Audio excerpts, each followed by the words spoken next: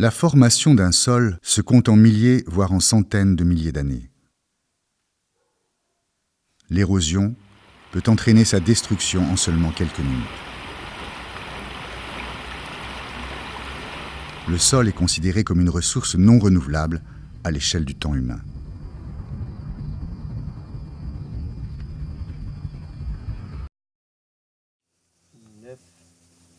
L'érosion se définit comme le processus de dégradation d'un relief sous l'action de l'eau ou du vent ou des deux réunis. Dans Ecosphyx, les chercheurs s'intéressent à l'érosion sous l'action de l'eau. Ecosphyx. Elle prend deux formes. L'érosion de surface qui explose les agrégats et les entraîne par ruissellement de surface, et l'érosion en profondeur, aussi appelée érosion de masse, celle responsable des glissements de terrain. Les chercheurs ont tout d'abord confirmé l'importance de la matière organique dans la stabilité structurale des agrégats, et donc leur résistance à l'érosion. Ils ont confirmé aussi l'importance du tissu racinaire, jouant un rôle de maintien des sols à la fois physique mais aussi chimique, par les exudats des racines qui viennent cimenter les agrégats entre eux.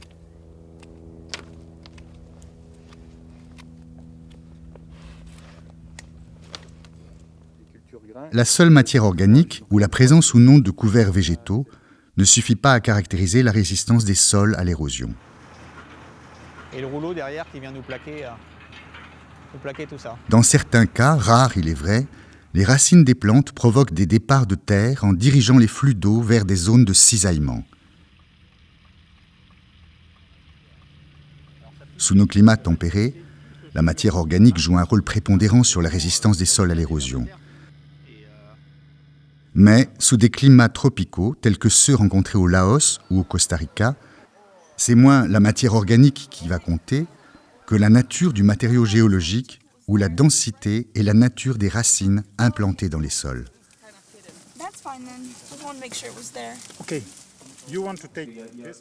L'étude de la sensibilité des sols à l'érosion ne peut pas trouver d'explication dans la seule étude du type de couverture.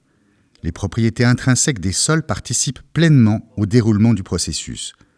Texture, densité, composition chimique, composition organique, stabilité des agrégats, force de cisaillement, porosité. Comment ces facteurs interviennent-ils dans les processus d'érosion et comment sont-ils influencés par les racines ? Au contraire. Pour tenter de répondre à ces questions, les chercheurs d'Ecosphyx se sont penchés pendant 3 ans au plus près des racines, au plus profond des sols, sous différentes cultures, sous différents climats.